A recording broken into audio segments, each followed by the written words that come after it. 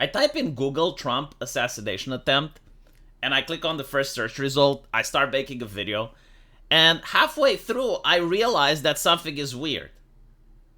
Like, something in the story is just bizarre. And then I realize, oh, they're talking about the second assassination attempt. And then I'm like, what? Why is, like, the first search result on Google talking about the second one when a third one just happened? Like, you'd think that should be the first search result. Because, like, Google isn't a search engine. It's a pitch engine, right? Like, the company decides which stories go on top. And you would think that something so monumentally important would be the first one. And then you go and you see that as you're searching, you get like the YouTube search results, which are fine, but like as you're scrolling down, they only talk about the second attempt. They don't mention the third one, which is very interesting because it just happened, right? So in the land of democracy, the land of freedom that needs to convince social media companies to censor the internet to protect their democracy, they don't seem to be as interested in protecting the presidential candidates. Yeah, no, seriously, like, I woke up and people are like, V, why aren't you talking about the Trump assassination attempt? And I'm like, well, I already did. I did my due diligence. I talked about it. Like, how can I not? No, there was another one today. What? Yeah, there was another one today. Oh, I see. Interesting. You know, this is the time where you should say, like, imagine. Can you imagine if it happened to the other side?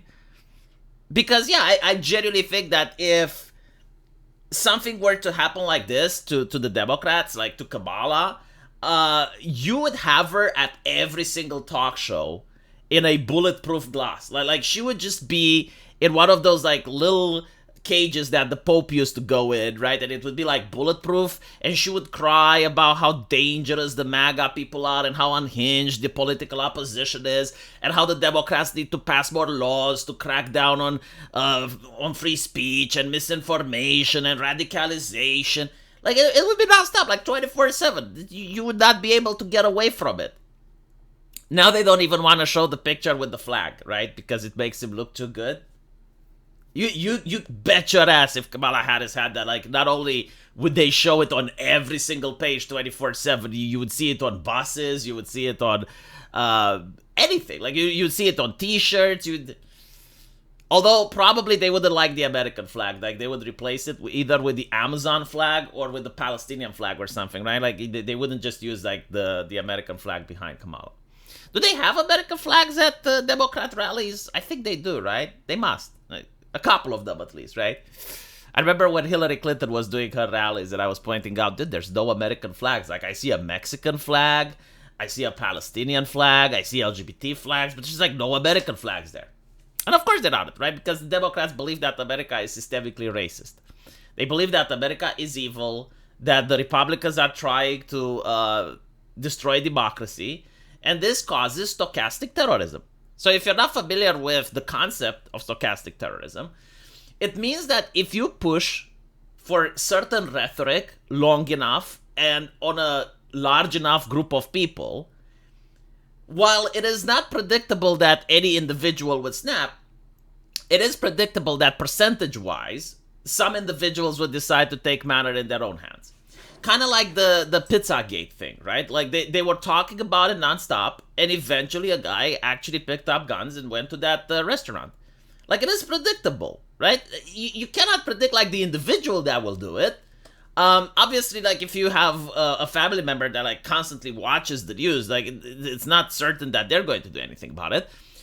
But if you have, like, some sort of inflammatory rhetoric that goes on for months, and it's like, well, this guy is unhinged, he's evil, he's a threat to democracy, he's going to push back women's rights, he's going to destroy society, blah, blah, blah. If you have that and you constantly do it on hundreds of millions of people, then it is predictable that at least a couple of lunatics are going to take matter in their own hands, and this is what they're doing. Right? And no one is asking to censor the Democrats. Like, no one is talking about, oh, we need to crack down on politicians spewing hateful rhetoric.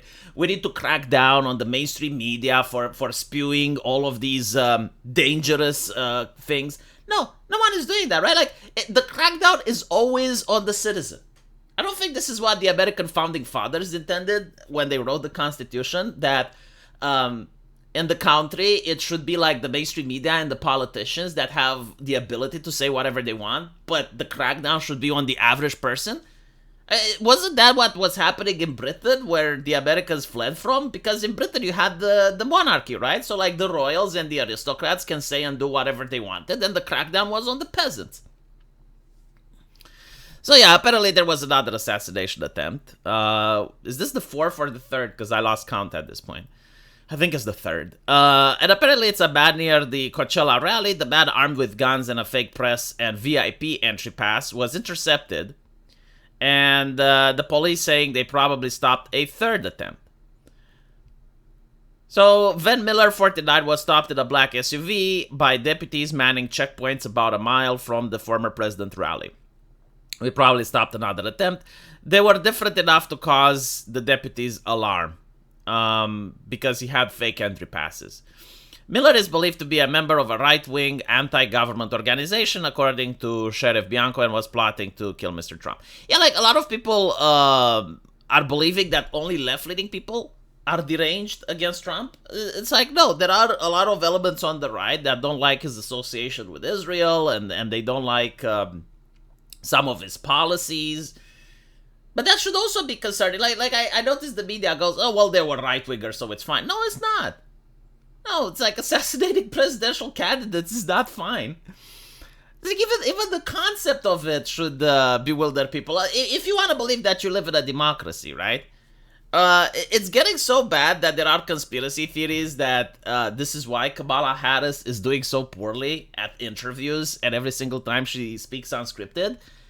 It's because Trump was supposed to be dead by now, and Nikki Haley was the one that was supposed to take his place. They would probably have done what the Democrats did and just go with the no primary. So you would get Nikki Haley versus Joe Biden, or Nikki Haley versus Kamala. And at that point, it genuinely doesn't matter who wins, because they have such similar policies that the interest groups genuinely wouldn't care.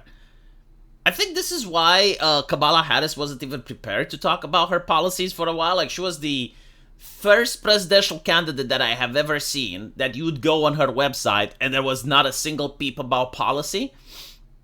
And she was getting money from supporters and backers, and I was like, well, what are they backing? What are they supporting? There's no policies there. There's nothing.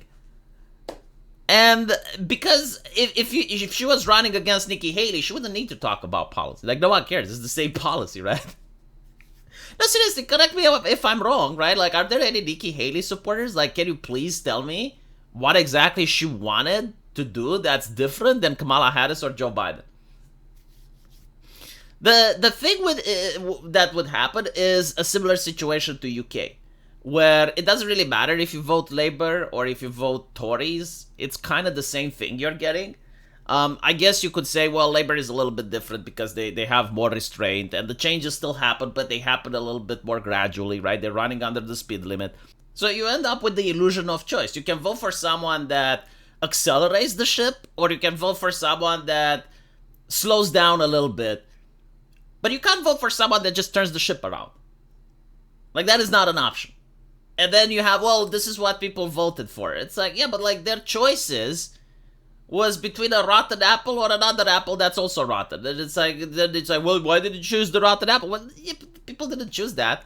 And they have like an entire machine, an entire apparatus to suppress information, to censor the internet, to the point where it's very difficult for another candidate to try and challenge the status quo. I mean, we saw what happened with Nigel Farage, which had his bank accounts suspended. And the reason he managed to get them unsuspended is because he's connected, he's got a lot of friends, and he's a public figure. But like, if you're a nobody that's trying to gain the ranks in the political office sphere, and you're trying to change the direction of the country, they're going to do everything they can in order to suppress you. And I think this is the system that they envision for the United States as well. It's like having the illusion of choice, possibly not even having primaries, if you can get away with that, you know, because you get a Bernie Sanders every now and then, and he's inconveniencing. So you just give people like two candidates that have like very similar platforms, and that's it, you know. And once you vote, it's like, oh, well, democracy works, right? And if you try to change the system, well, you're against democracy. Oh, you're some sort of fascist. Yeah. A third attempt. Jesus. To be fair, we still don't know if this guy was actually there to try and assassinate Trump, but the fact that there have been 2 other attempts already is enough for a concern, especially in America. It's like a country that's supposed to pride itself on democracy. I don't think like taking out the representative of half the nation is democracy. But anyway, let me know what you guys think, and as usual, I will see you in the comment section. Take care.